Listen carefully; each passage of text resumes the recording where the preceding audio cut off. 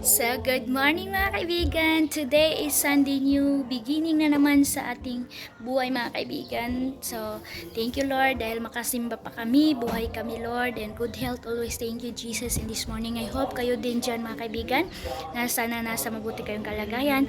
Salamat always sa inyong suporta. So, going na tayo kasi mag-start na alas 8 na mga kaibigan. So, si Arlene ninyo maaga nakatulog kasi maaga siya gumising kanina, and kagabi mga kaibigan nahulog siya sa katre, nakalimutan ko nakatulog ako, nasa gilid pala siya.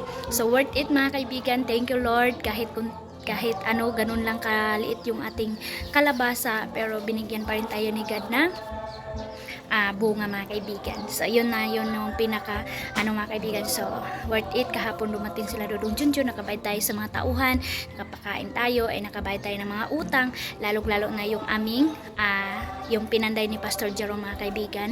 Thank you so much kay Pastor Jerome kasi sa 10K mga kaibigan na babayaran namin, pinalis kami ni Pastor Jerome ng 2K mga kaibigan. So 8K yung hingi niya sa amin kasi kami lang daw.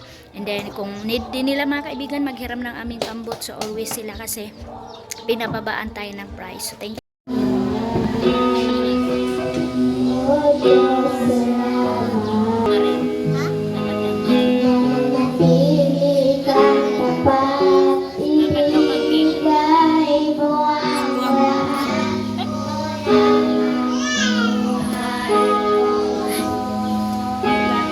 Ating ang mundo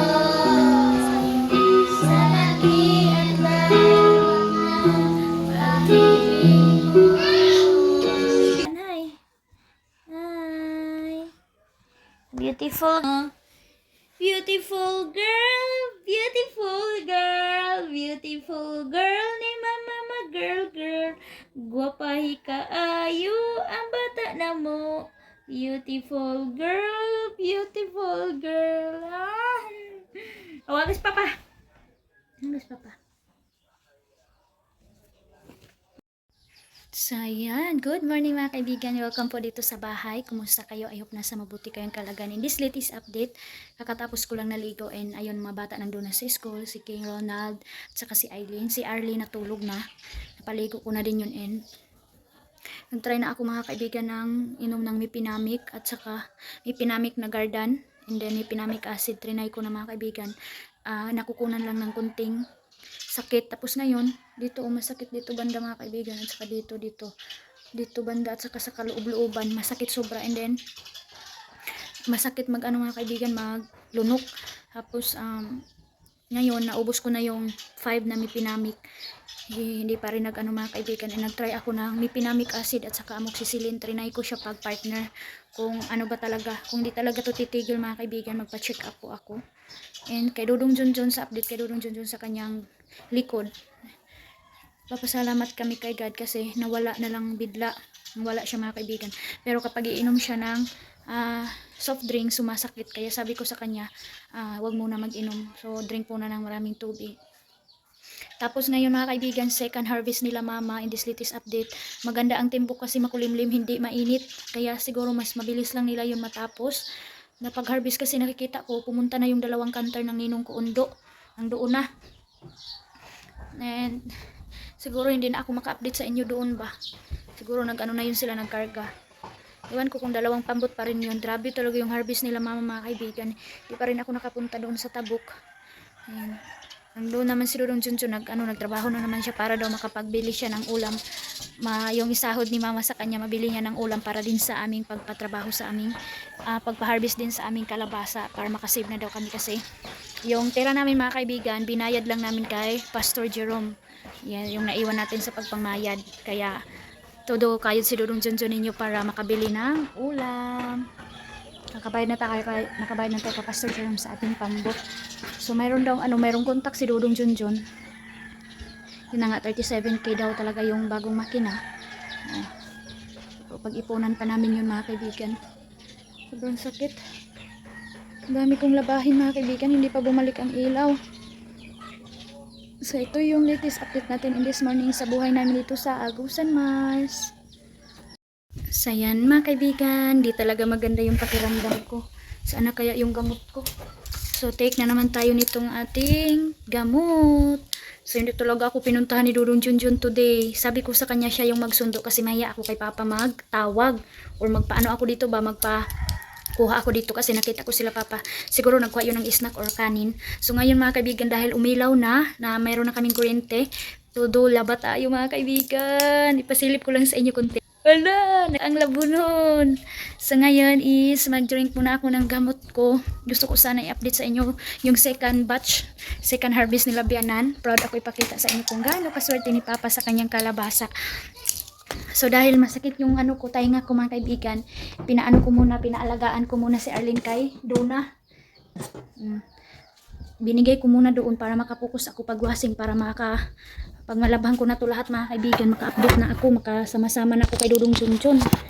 Ayun, malapit na, marami, pangatlong lagay ko na sa washing. Try ko lang to mga kaibigan kahit parang walang effect. So, anuhin ko na lang. Try ko na lang to kung ang hirap pa naman mga kaibigan mag-inom ng tambal, ng gamot. Nahirapan ako mag-inom.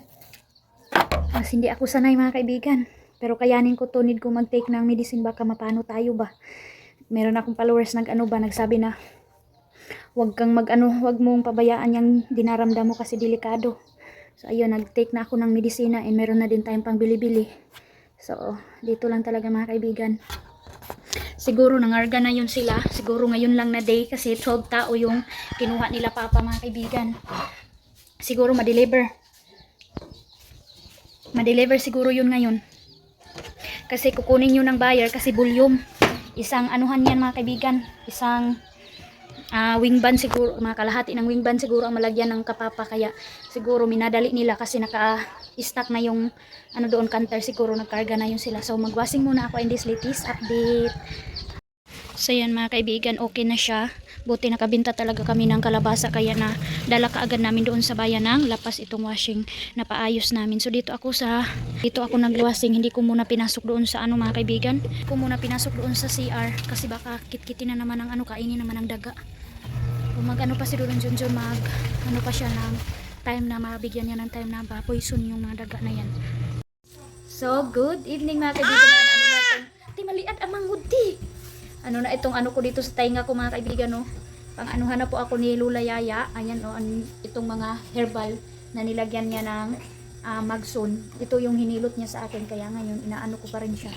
Sobrang ganda ng pakiramdam ko mga kaibigan. Nararamdaman ko ang ganda talaga. Ingay ni Arlene, napakaganda mga kaibigan. Sarap sa pakiramdam na nahilot na ako kasi mag 1 year na din na hindi po ako hindi po nagalaw itong katawan ko sa hilot kasi dinaramdam ko noon mga kaibigan yung ngipin ko, na-update ko yung sa inyo. So ngayon yung tainga ko na naman. So ngayon nahilot na tayo, so sana maayos na to mga kaibigan. Meron tayong mga gamot. Tapos kanina hindi ko pa tinapos yung mga labahin ko, ayan pa nga sa labas kasi hindi na kaya ng tainga ko. Nagbanlaw pa kami Dudong Junjun, tinulungan ko siya kasi galing din siya doon kanila mama nag-harvest ng kalabasa. So bukas siguro maka-update tayo doon mga kaibigan. Yan si Dudong, kahit mayroon din siyang dinaramdam. Nagbigay si mama sa amin ng backbone, sinabaw ni Dudong Junjun, galing si mama sa Bunawan. Ito yung ganap namin evening, hindi ko na kinaya. Nagpahilot na ako mga kaibigan. So sana, pero din, sinubukan ko siya na pahilot, tapos tingnan ko bukas kung ano yung ganap. Siguro magpabili ako ngayon ng Medicol. Try ko magbili ng Medicol kung mayroon din mga kaibigan. Hindi din ako hindi ako nakabili nung doon kami sa bayan ng Lapas kasi binagyo nga kami noon ni Arlene yung pagbinta namin sa kalabasa ni Papa. Hindi kami nakapunta na doon sa pharmacy kasi malakas ang ulan, tas dumilim na. Grabe nga yung nangyari ila Papa at saka kanila Dudong Junjun, basang-basa sila lahat. Nak, huwag ko maingay nak, parang babasag itong airgun ko nak. Sobrang sakit mga kaibigan.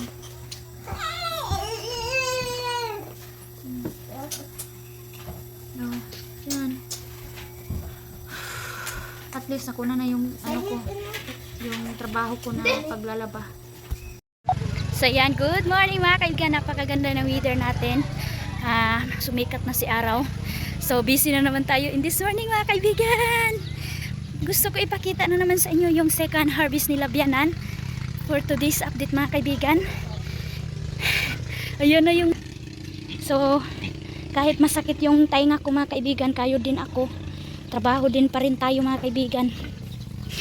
Nahilot na ni Lula Yaya kagabi, yung ulo ko lang yung parang gumaan, pero ang tainga ko mga kaibigan masakit pa rin. Asa masundo ni mo? Ayan, bang canter, siguro nag-breakfast pa sila mama. Against the light tayo. Ayan. Going na tayo.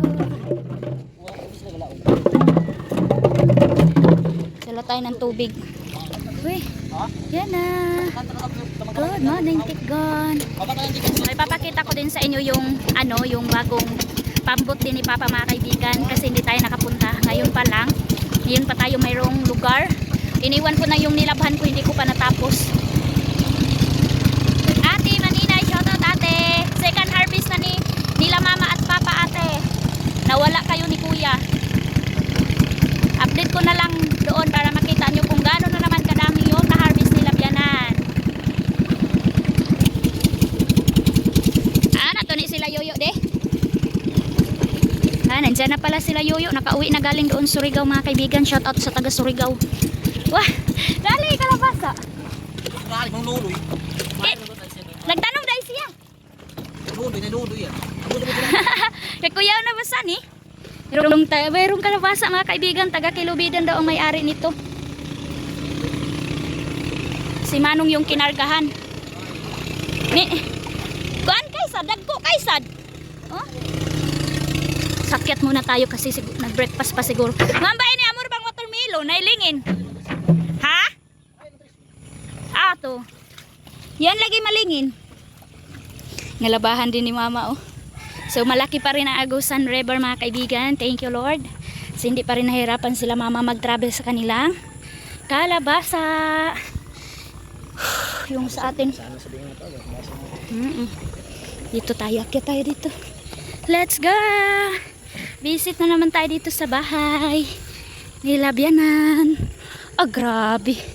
Nakaano na dito mga kaibigan oh. Nakapusting na ito ba?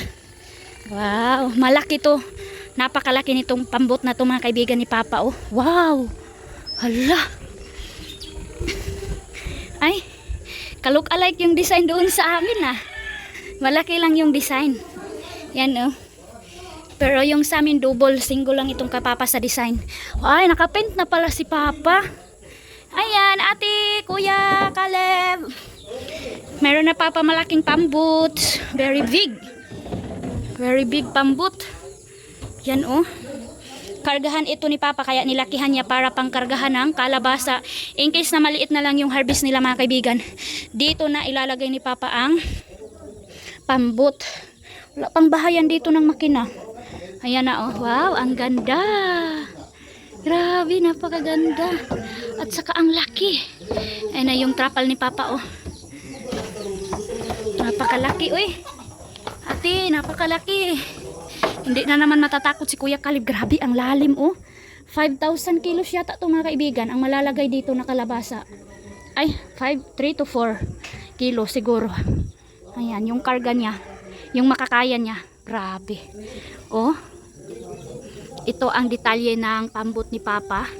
New pambot. Kasabay kasi kami nito mga kaibigan pagkuha ng kahoy. Kaya kasabay din yung pagpanday. Buti nakatanim tayo ng kalabasa. Nakaalalay sa akin mga kaibigan. Kasi yung kahoy sa sa sahod natin yun. Remembrance din natin yung sa sahod ko. And yung pagbayad kay Dudong John sa kalabasa namin. Kaya todo farming talaga kami mga kaibigan. Hindi lang sa pagbablog yung focus ko. Kundi farming talaga kami mag-asawa. Ayan. Grabe ang laki. Oh, laki mga kaibigan. Ganito kalaki. Dito din sa ilalim ni Papa pinapanday para kahit ulan hindi matigilan. Ayan. Merong music doon sa taas. Ng pa-music si Janja, si Mama ng Christian song. Grabe ang lalim. Kumain nga sila mga kaibigan. Yan dito sa Either up the Tikgon. Yan na sila dito. Kagulo na sila dito. Pamahaw. Sige na. Mas trabahante nila Mama.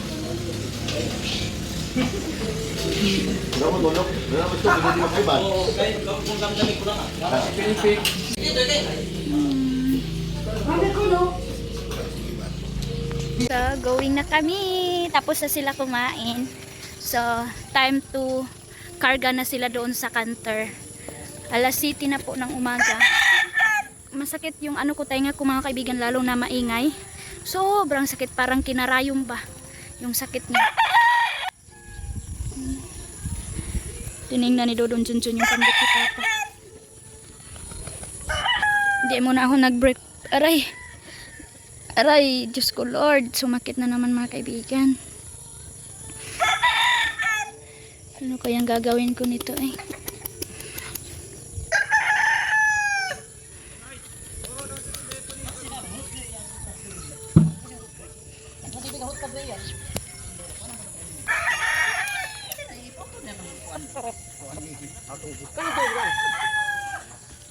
Uwing na kami kasi need ko ipakita sa inyo na naman kasi yung pag ano nila harvest nila sa first, konti lang yung na-update ko sa inyo mga kaibigan. Kaya gusto ko na makasama ako kahit meron akong dinaramdam para ma-update natin, para makita din ni ate Maninay. Sobrang nasayahan si ate, proud si ate mga kaibigan, naka-harvest sila papa ng ganon kadami and naka-income.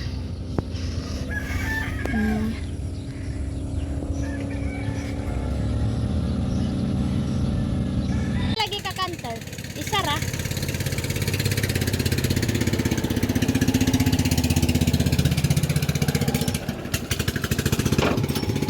Ayan mga kaibigan, nabenta na ni Pastor Jerome yung kanyang pambot kay Auntie Selma at saka si Loloy naghiram ng aming pambot kasi nag-harvest din siya ng kanyang mais. Ayun oh. Ayan si Yuyo. Harvest ng kanyang mais.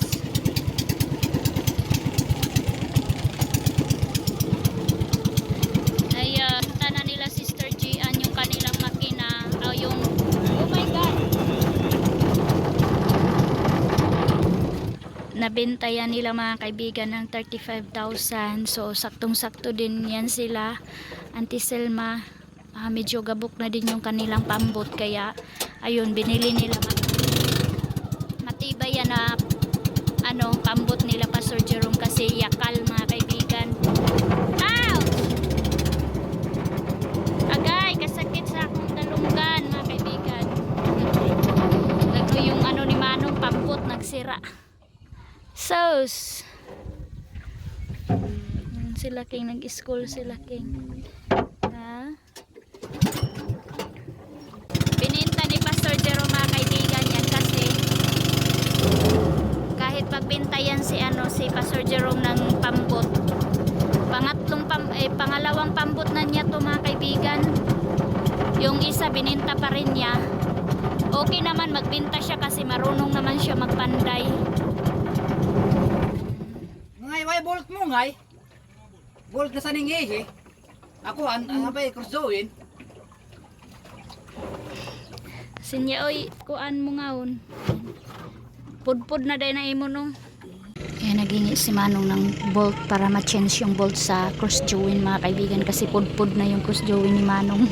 Hindi na napalitan. Ayan na, nandun na sila, naiwan na kami. Si Mama, pareha din kami ni Mama. Sobrang pagod sa mga trabaho. Kawawa si Mama mga kaibigan dahil kahit walang walang makatulong din kay Mama sa mga lutuin kasi kung nandito yan sa Timaninay, hindi masyado mapagod si Mama mga kaibigan sa kakaluto. Pero okay lang naman, pagkatapos ng luto makarelax naman din si Mama. Yun, walang problema din si Mama sa tubig kasi meron silang patubig. Kaya yun lang. Hindi din tayo makatulong kasi meron tayong mga need dyan sa bahay. Hindi ko din matulungan si Mama kasi meron din akong dinaramdam. Pinagalitan na nga ako. Sabi niya magpa-check up na daw talaga ako. Hindi pa ako malugaran mga kaibigan ni Dudong Junjun. Bigyan ko to talaga ng panahon mga kaibigan. Mabait talaga dito mga kaibigan. Dapat tulong-tulong pag mayroong mga ganyan. Kung sino yung mayroon, bigayan. Meron na si Manong dito o nagdala na siya ng kanyang unan, yung kumot niya, damit. Ayan. Kasi hindi minsan talaga doon sila nakakatulog sa bayan ng Lapas kaya minsan wala silang dalang mga damit. Kaya advance na talaga si Manong. Sa Then mayroon kasi kaming mga kaibigan na kaya hindi ko pa talaga pina-check up kasi kung ito lang yung ita-travel namin, grabe yung gastos mga kaibigan, lalong-lalo na ngayon hindi pa rin bumaba ang gasolina dito sa amin. Kaya sabi ko, sabay ko na lang itong ko yung pagpa-check up and then pagbili namin ng kagamitan sa amin yung pambot. So medyo malayo-layo pa mga kaibigan, pero kakayanin natin to. Para isa lang yung gastos ba sa sasakyan and then sa gasolina papuntang bayan. Ito lang naman talaga mga kaibigan. Okay lang sana kung doon tayo sa highway, konti lang yung magastos natin kasi pakyaw na kasi yan kapag punta tayo sa San Franz. Kaibigan, nagpalyar talaga ang pambot ni Manong. Naku na, na tayo sa sikat ng araw. Pinahiram na nga niya ako ng kanyang jacket para mapandong ko kasi ayan, siya malayo na kami, hindi na ako makapa-update doon sa kanila. Nako, nito ang init na. Kawawa din si Manong mga kaibigan kasi kahit saan itong pambot niya and nagagamit din dito nila mama. Si Manong always yung wag nila kaya wala nang relax itong pambot niya. Kaya sobrang pagod na to mga kaibigan. So ngayon sasakyan na naman to nila mama doon sa bayan ng Lapas kasi yung kay Papa buslot. Merong butas kaya ayun si Manong tuwad-tuwad na naman mga kaibigan. Mayroon na daw nangyari doon sa ilalim ng kanyang sa pala ba. Yung stopper hindi na daw gumagana. Nandito ako, merong nakahawak sa kanya. Grabe talaga si Lord, no? Kasi meron siyang ilalagay sana dito na isang tauhan ni Papa. Hindi nagsakay, tapos ako, sabi Dodong Junjun, doon na sana ako sa counter para maka-update ako. Hindi ako nagsakay mga kaibigan kasi kaya ito pala stopper. Kaya ito pala ang nangyari. Need pala ni Mako. Kaya nito lang. Yung paghawak lang natin. Kakatulong na tayo sa